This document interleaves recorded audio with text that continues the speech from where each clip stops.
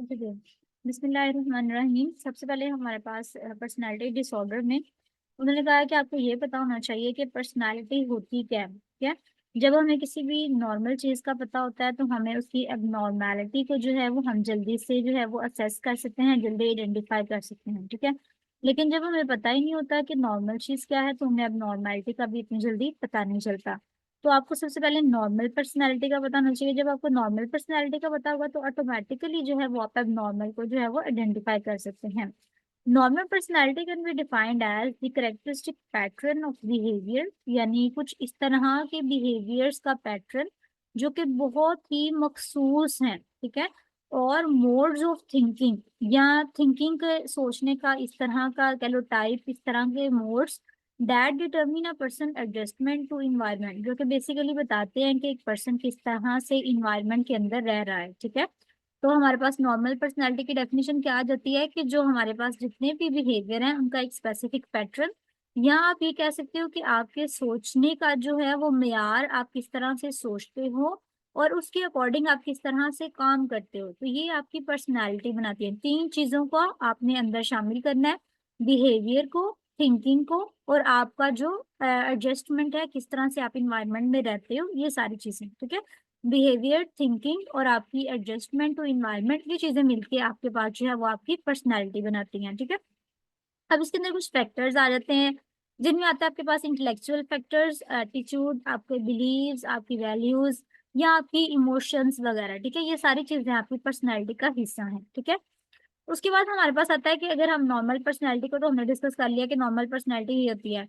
ज्यादातर लोगों ने जो नॉर्मल पर्सनैलिटी की डेफिनेशन बताई हैं उसमें उन्होंने कहा है कि ये जो हमारी नॉर्मल पर्सनैलिटी होती है ना, ये एडोलिसेंस से स्टार्ट हो जाती है। ठीक है, और आहिस्ता आहिस्ता हमारे मूड्स के अंदर जैसे जैसे फ्लक्चुएशंस भी आती हैं। फ्लक्चुएशंस का मतलब क्या होता है? चेंजिंग्स। ठीक है, आपका मूड चेंज होता रहता है, कभी आपका मूड अच्छा होता है, कभी नहीं अच्छा होता है, लेकिन ये है कि अल्टरेशंस जो है वो चलती रहती हैं।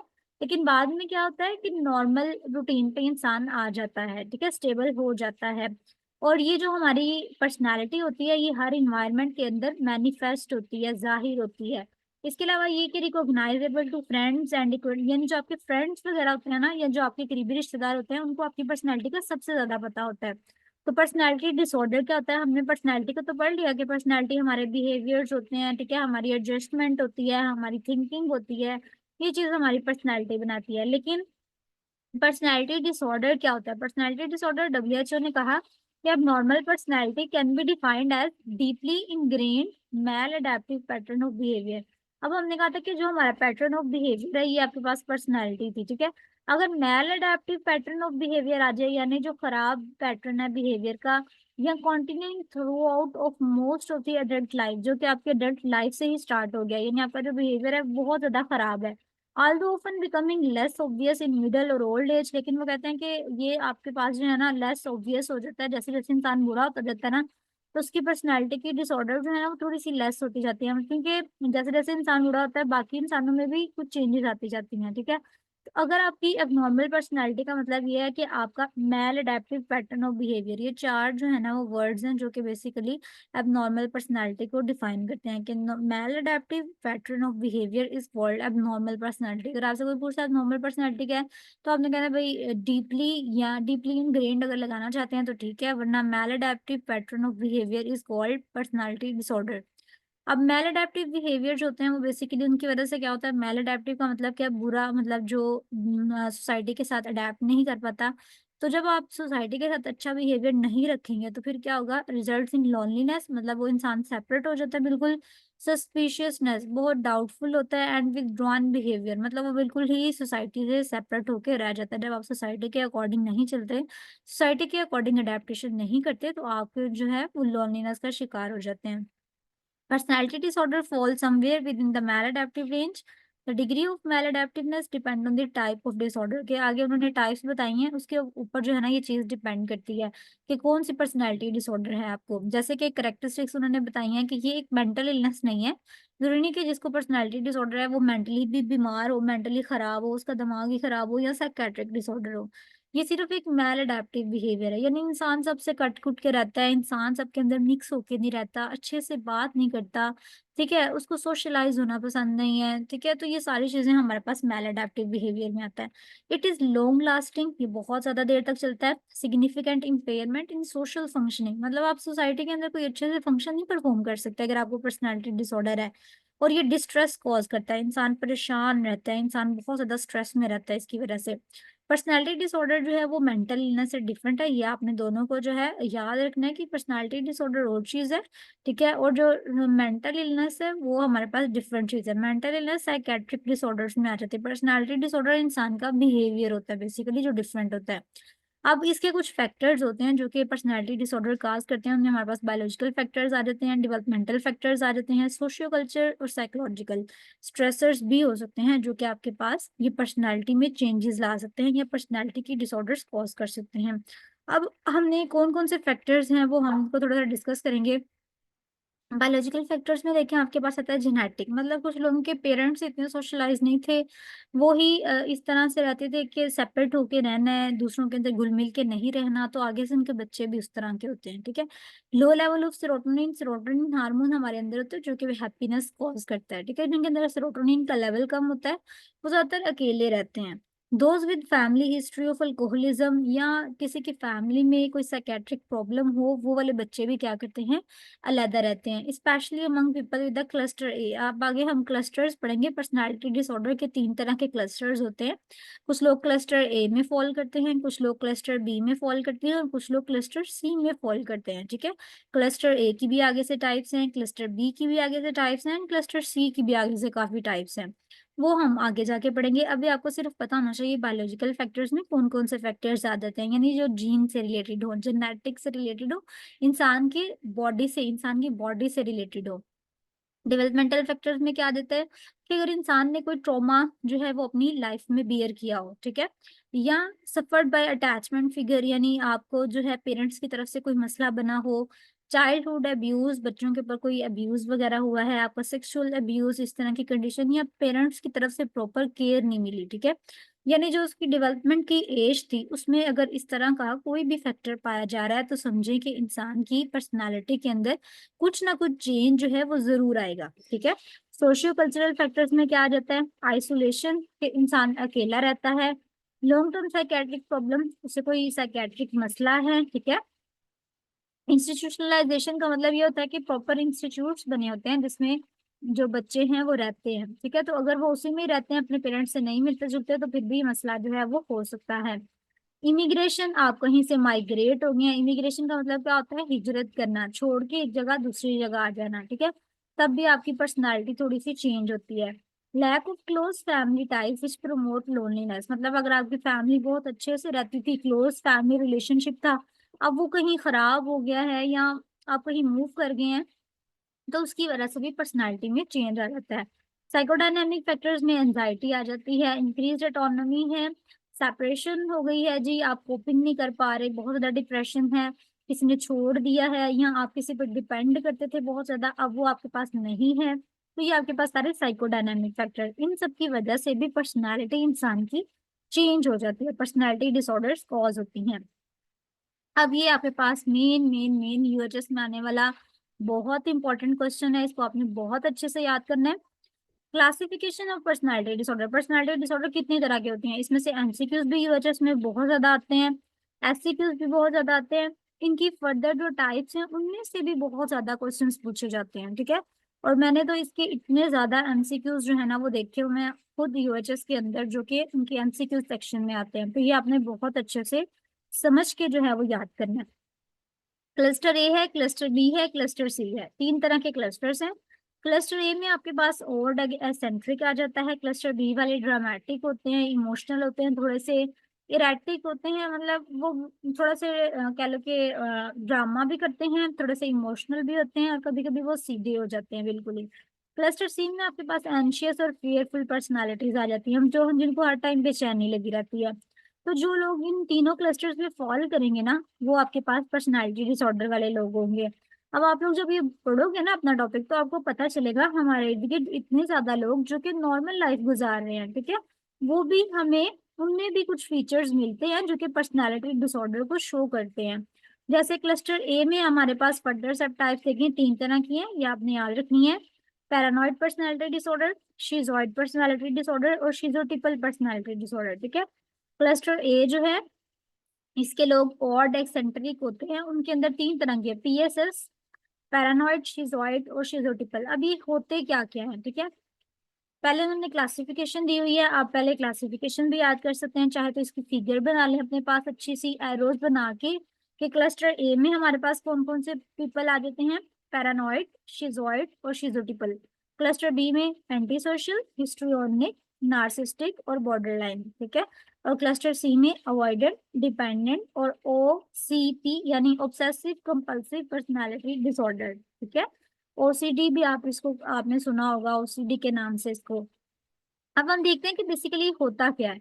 अब क्लस्टर ए में सबसे पहले हमने पढ़ा था पैरानॉइड, देखिए जरा, क्लस्टर ए में सबसे पहले थी पैरानॉइड पर्सनालिटी डिसऑर्डर। ठीक है, तो पैरानॉइड पर्सनालिटी डिसऑर्डर में देखिए हमारे पास किस तरह की पर्सनालिटी आती है, ये ज्यादातर मेल्स में होती है। ठीक है, this disorder is marked by distrust of other people. इसमें ना मतलब इंसान दूसरों के ऊपर ट्रस्ट नहीं करता, हर टाइम जैसे कोई शक में ही रहता है, सस्पिशियन रहता है कि जो दूसरे लोग हैं ना उन्होंने आपको नुकसान ही पहुंचाना है। ठीक है, जो पैरानॉइड पर्सनालिटी के लोग होते हैं वो क्या करते हैं, आपके पास पैरानॉइड पर्सनालिटी डिसऑर्डर्स के जितने भी लोग होते हैं, एक तो हमने पढ़ा कि पैरानॉइड पर्सनालिटी डिसऑर्डर मेल्स के अंदर ज्यादा पाई जाती है। ठीक है, दूसरी बात हमने ये पढ़ी कि जो पैरानॉइड पर्सनालिटी डिसऑर्डर के लोग होते हैं ना, इनको हर वक्त ये लगा रहता है कि ये दूसरों के ऊपर ट्रस्ट नहीं करते। ठीक है, ये कहते हैं कि जो लोग हैं ना उसने मुझे नुकसान ही पहुंचाना है, जो दूसरा बंदा है उसने मुझे हमेशा नुकसान ही पहुंचाना है। इसे हम कहते हैं पैरानॉइड पर्सनालिटी डिसऑर्डर।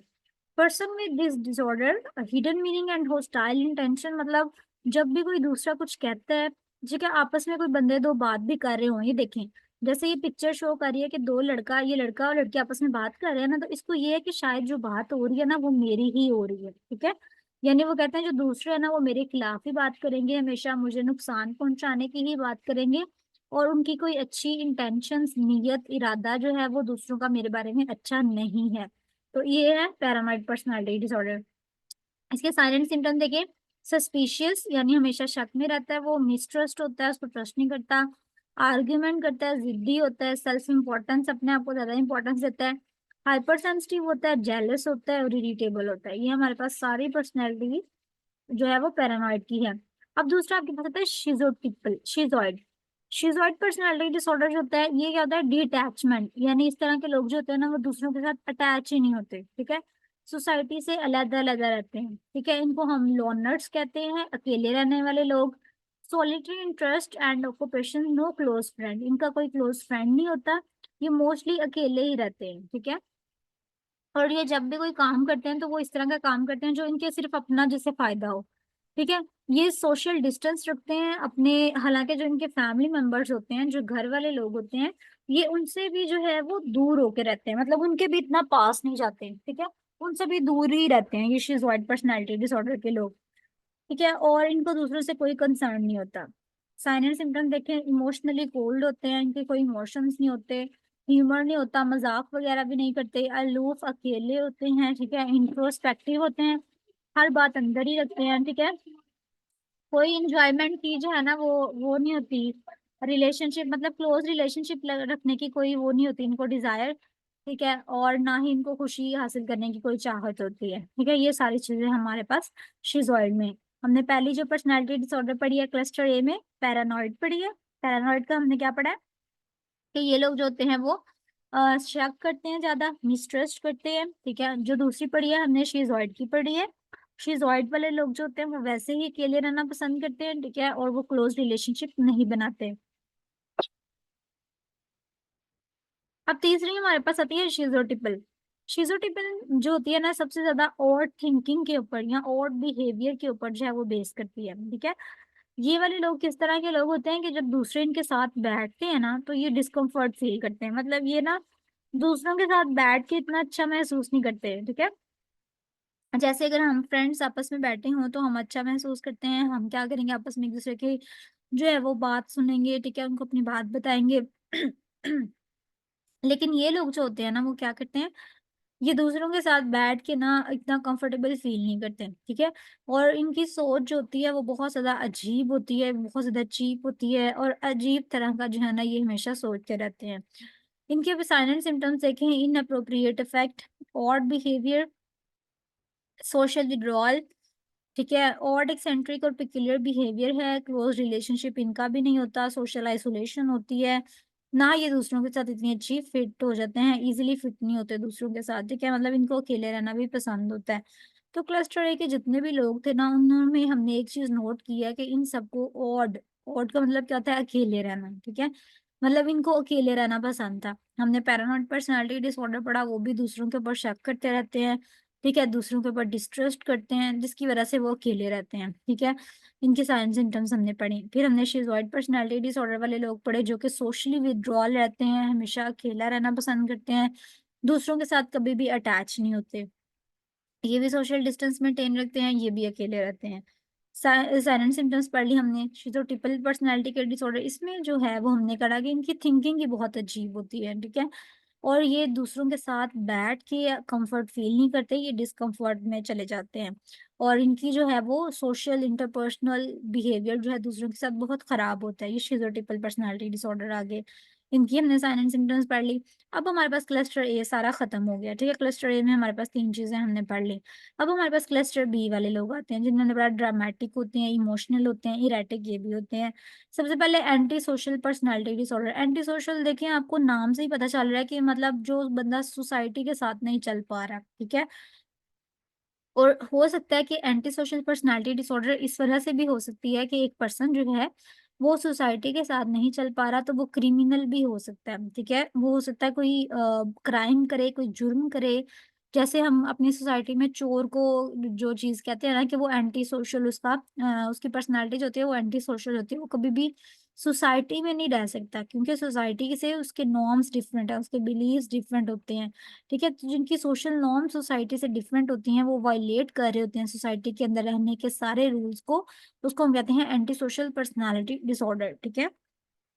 ये पर्सन जो होता है वो फंक्शनिंग नहीं कर पाता, ना ही तो काम में जा सकता है इस तरह का पर्सन, ठीक है? ना ही तो फैक्ट्री वगैरह में जा सकता है, ना स्कूल वगैरह को जो है वो अटेंड कर सकता है, ठीक है? और ना ही जो है एज़ अ पेरेंट वो काम कर सकता है, ठीक है? तो ये कहीं पे भी जो है ना, ये काम नहीं कर पाएगा, ये वाला पर्सन जो होता है, एंटी सोशल।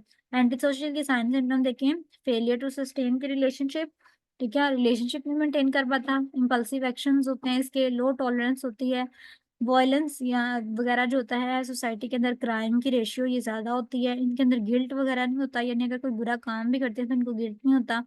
इसके अलावा ये क्लोज पर्सनल या सेक्सुअल रिलेशनशिप जो है वो कभी भी एस्टैब्लिश नहीं करते, ठीक है? ये इनके साइन एंड सिम्टम्स हैं। उसके बाद आपके पास दूसरा कौन-सा आता है, हिस्ट्रियोनिक पर्सनैलिटी डिसऑर्डर। हिस्ट्रियोनिक अगर हम इस डिसऑर्डर की बात करें तो इस तरह का पर्सन होता है जो कि एक्सेसिव इमोशनल होता है, ठीक है? या वो ज़्यादा अटेंशन चाहता है, ठीक है? इसे हम कहते हैं attention seeking behaviour.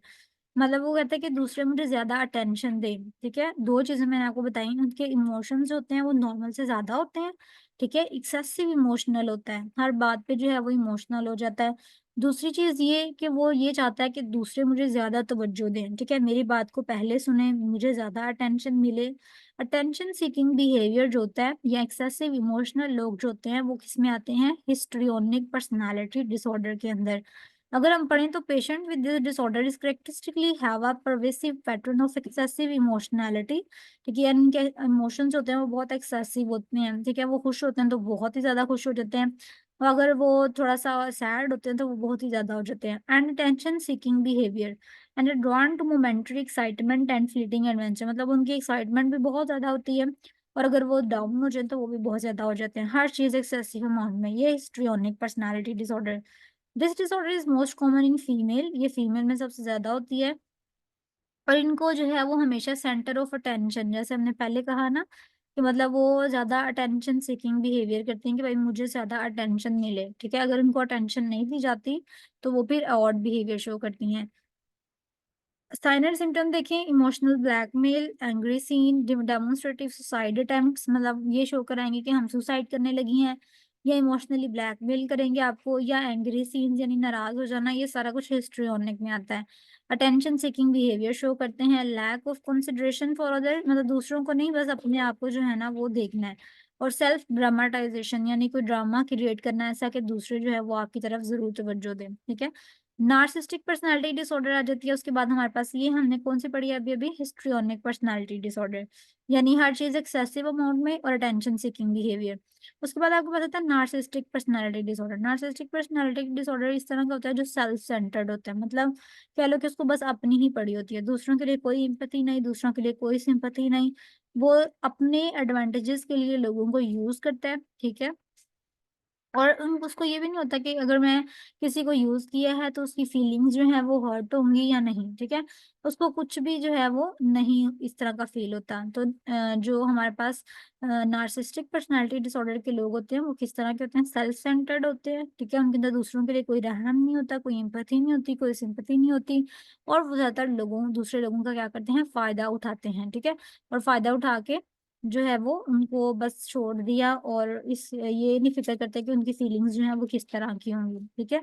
Narcissistic personality disorder में देखिए अटेंशन सीकिंग बिहेवियर करेंगे, पहले ड्रामा क्रिएट करेंगे, ठीक है? क्रिटिसिज़्म वगैरह तो वैसे वो फेस नहीं करते, एम्पैथी उनके अंदर नहीं होती, थोड़ा-सा एरोगेंट होते हैं और एक्सप्लॉइट करते हैं, ठीक है? उनका बिहेवियर ऑलवेज़ एक्सपर्ट मतलब यूज़ करना, ठीक है? तो वो एक्सप्लॉइटेटिव बिहेवियर जो है वो उनका होता है। डी में हमारे पास बॉर्डरलाइन पर्सनैलिटी डिसऑर्डर होते हैं। बॉर्डरलाइन पर्सनैलिटी डिसऑर्डर इस तरह के जो है वो लोग होते हैं जिसमें आपको इंस्टेबिलिटी का पैटर्न मिलता है। यानी उनके रिलेशनशिप में, उनके मूड में, बिहेवियर में हमेशा चेंज आता रहता है। यानी वो स्टेबल नहीं रह पाते। कभी जो है वो उनका अच्छा है, कभी बुरा है, कभी अच्छा है, कभी बुरा है। आप उनको जज नहीं कर सकते। ये बंदा ठीक है, काम रहता है, पुरसुकून, हम कहते हैं ना कि ये जो है ना ये लड़की बहुत ही काम रहती है, बहुत पुरसुकून रहती है हमेशा, ठीक है? या किसी को हम कहते हैं कि यार ये बहुत गुस्से में रहती है हमेशा। वो वाले लोग इस तरह के लोग होते हैं जो कभी गुस्से में रहते हैं, कभी काम रहते हैं, ठीक है? बॉर्डरलाइन पर्सनैलिटी डिसऑर्डर जिनके रिलेशनशिप में, जिनके मूड में, बिहेवियर में इंस्टेबिलिटी रहती है।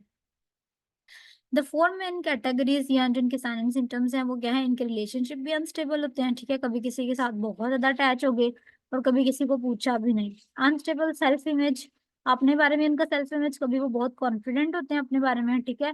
और कभी वो बिल्कुल शैटर कर जाते हैं कि मतलब मैं तो कुछ भी नहीं हूँ। अनस्टेबल इमोशंस, उनके इमोशंस होते हैं वो भी अनस्टेबल होते हैं, और इम्पल्सिव बिहेवियर जो है वो उनका होता है, यानी जर्की मूवमेंट्स, बहुत ज़्यादा जल्दी-जल्दी काम करना, ठीक है? इस तरह के लोग जो होते हैं वो गुस्सा कंट्रोल नहीं करते, ठीक है? सुसाइडल अटेम्प्ट्स या सुसाइडल बिहेवियर उनके कंटिन्यूअसली शो होते रहते हैं। अपनी आइडेंटिटी उनको इतनी आइडिया नहीं होती, और एम्प्टीनेस वगैरह की फीलिंग्स इनके अंदर बहुत ज़्यादा होती हैं। तो ये हमने क्लस्टर ए और क्लस्टर बी के जो लोग थे ना उनके बारे में डिस्कस किया। अब हमारे पास लास्ट है क्लस्टर सी, ठीक है? क्लस्टर सी में देखिए एंग्शियस एंड फियरफुल बिहेवियर वाले लोग आएँगे। इसमें सबसे पहले हमारे पास अवॉइडेंट पर्सनैलिटी डिसऑर्डर है। अवॉइडेंट पर्सनैलिटी डिसऑर्डर के नाम से ही पता चल रहा है कि लोगों को क्या करता होगा? अवॉइड अवॉइड करता होगा। क्यों? क्योंकि जो इस तरह के लोग होते हैं जिनका सेल्फ कॉन्फिडेंस बहुत कम होता है, जिनके अंदर कॉन्फिडेंस नहीं होता, ठीक है? उनकी सेल्फ एस्टीम बहुत कम होती है। वो कहते हैं कि हम तो मतलब किसी काम के नहीं है, या हमारे अंदर इतनी पावर्स नहीं है, हमारे अंदर इतनी एबिलिटीज़ नहीं है, हम स्किलफुल नहीं हैं। वो लोगों से दूर-दूर रहते हैं, ठीक है? डरते हुए लोगों से अवॉइड करते हैं लोगों को, ठीक है? तो ये हमारे पास अवॉइडेंट पर्सनैलिटी डिसऑर्डर होते हैं जिनकी लो सेल्फ एस्टीम होती है और उनका सेल्फ कॉन्फिडेंस भी बहुत कम होता है, ठीक है? They will be negative and have a difficulty in being situation, यानी ज़ाहिर बात है। अब ये जैसे इन्होंने देखे 3 लोग सेपरेट बनाए हैं, एक जो है वो पर्सन सेपरेट है। अब ये जो 3 है ना वो मतलब आपस में डिस्कस कर रहे हैं कि ये ऑब्जेक्ट जो है वो ये हो सकता है, ठीक है? ये ऑब्जेक्ट ये हो सकता है।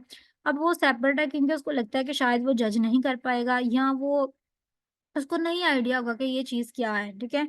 तो इस वज़ह से वो अपने आप को दूसरों से सेपरेट कर लेते हैं। इसे हम कहते हैं अवॉइडेंट पर्सनैलिटी डिसऑर्डर, ठीक है? अब इसके साइन एंड सिम्पटम्स में क्या आता है? फ़ियर ऑफ डिसअप्रूवल और रिजेक्शन, यानी इनको मोस्टली ये होता है कि शायद अगर हम कुछ बात बताएँगे, तो लोग हमें रिजेक्ट कर देंगे, हमारे आइडिया को रिजेक्ट कर देंगे, ठीक है? इस तरह से क्या कहते हैं? Unwillingness to become involved with people, इस तरह से ये लोगों के साथ इन्वॉल्व ही नहीं होते, शाइनेस फ़ील करते हैं और इनसिक्योरिटी फ़ील करते हैं, ठीक है? The persons having the disorder also have other psychiatric disorder, कहा जाता है कि इस तरह के पर्सन के अंदर जो कि हमारे पास ये वाली क्लस्टर सी की अवॉइडेंट पर्सनालिटी डिसऑर्डर होती है, उसके अंदर दूसरी डिसऑर्डर्स भी पाई जा सकती हैं, ठीक है। डी हमारे पास डिपेंडेंट पर्सनालिटी डिसऑर्डर, देखिए उसके नाम से पता चल रहा है। डिपेंडेंट का मतलब क्या होता है कि एक इस तरह का पर्सन जिसको हमेशा सेपरेशन का फियर लगा रहता है, वो क्या होता है? सबमिसिव होता है, दूसरों के ऊपर डिपेंड कर होता है, ठीक है, एक्स्ट्रा डिपेंडेंट होता है। और मतलब अगर आपको कहा जाए कि भाई ये दो ए और बी पर्सन है, ठीक है, उन्होंने आपस में रह रहे हैं, ठीक है, लेकिन ए पर्सन जो है वो बहुत ज्यादा पोसेसिव है, वो कहता है कि मैं बी से सेपरेट ना हो जाऊं, उसे हमेशा फियर लगा रहता है बी से सेपरेशन का, तो इसे हम कहते हैं डिपेंडेंट पर्सनालिटी डिसऑर्डर। ठीक है, ये एक डिसऑर्डर है, मतलब नॉर्मली तो हम आपस में एक दूसरे के ऊपर डिपेंड करते हैं, लेकिन ये है कि वो किसी लिमिट तक होता है। ठीक है, अगर आप एक्सट्रीमली जो है वो किसी दूसरे के ऊपर डिपेंड करने लग गए हो तो वो एक डिसऑर्डर बन जाती है। ठीक है, उसे हम कहते हैं dependent personality disorder. Feeling uncomfortable and helplessness, inability to make decision, जब दूसरा पर्सन नहीं होता, ठीक है, जैसे ये उन्होंने दिखाया हुआ, तो आप बिल्कुल डिसीजन नहीं ले पाते। लो सेल्फ एस्टीम या सेल्फ कॉन्फिडेंस आपका लो हो जाता है। हाइपर सेंसिटिविटी, ज्यादा जो है वो आप चीजों को फील करने लग जाते हो। ठीक है, ये सारा कुछ जो है हमारे पास डिपेंडेंट पर्सनालिटी डिसऑर्डर के अंदर जो है वो आता है। ठीक है, उसके बाद सी है obsessive compulsive personality disorder.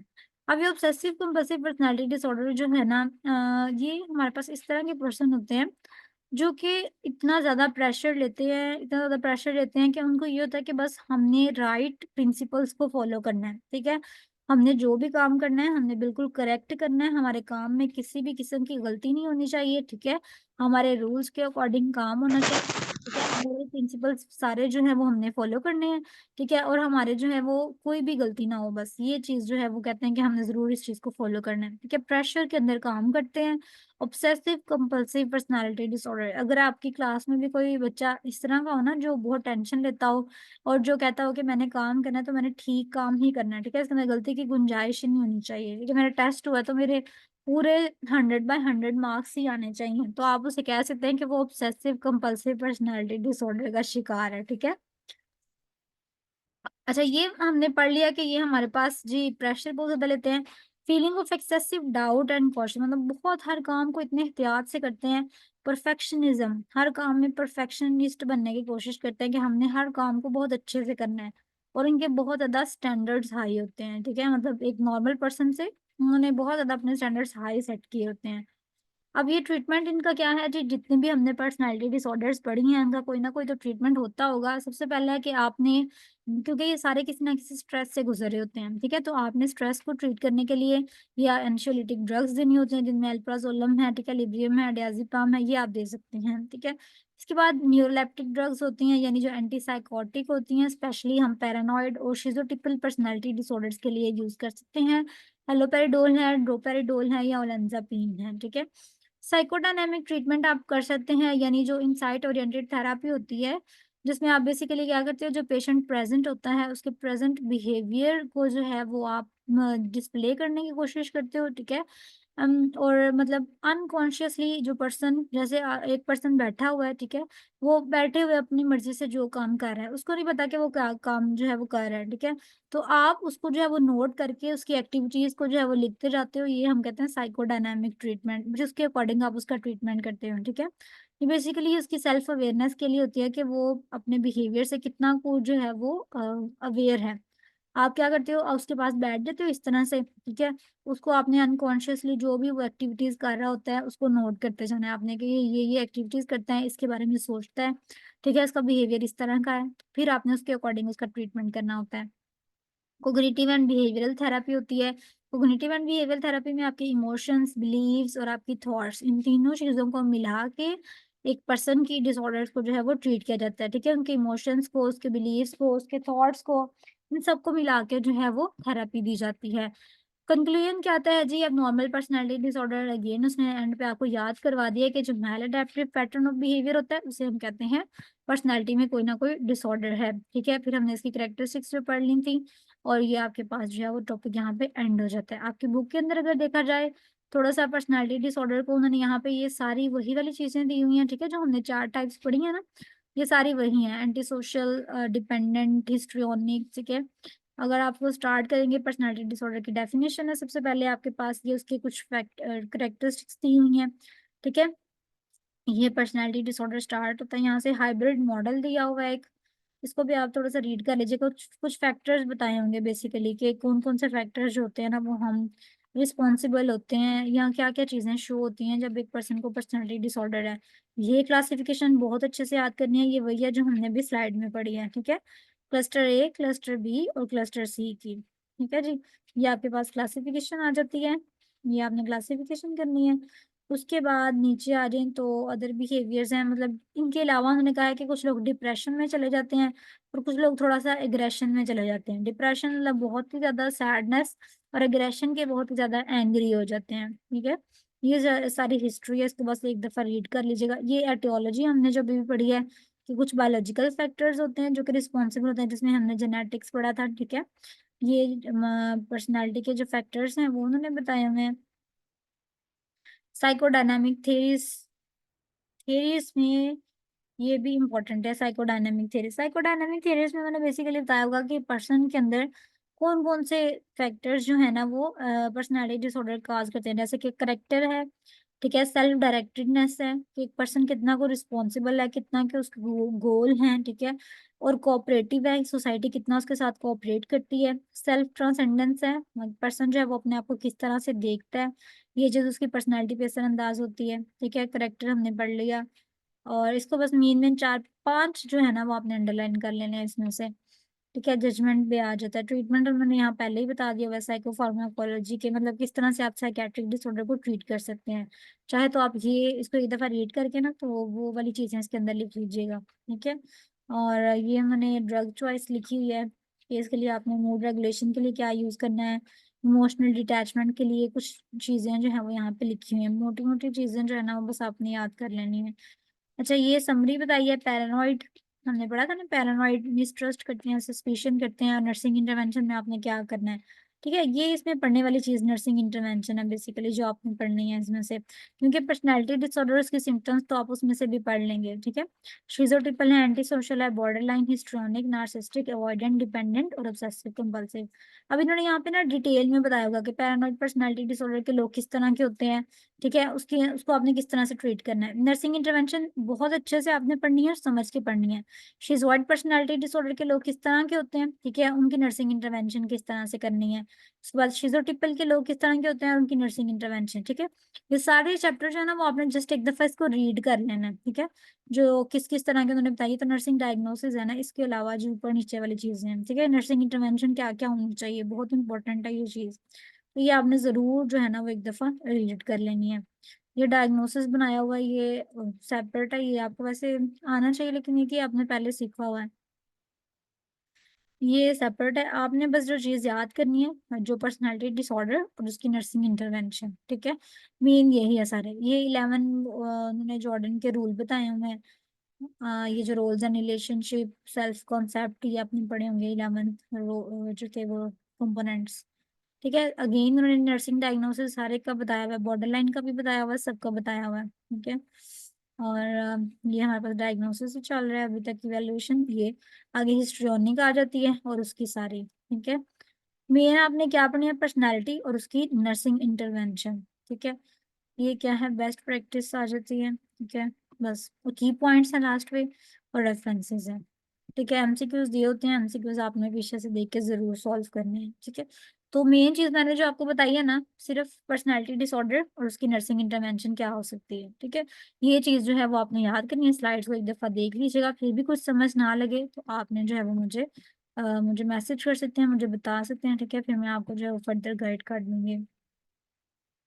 Meeting का टाइम ऑलमोस्ट एंड हो गया है। ठीक है, लेस देन 1 मिनट जो है ना वो शो हो रहे हैं यहाँ।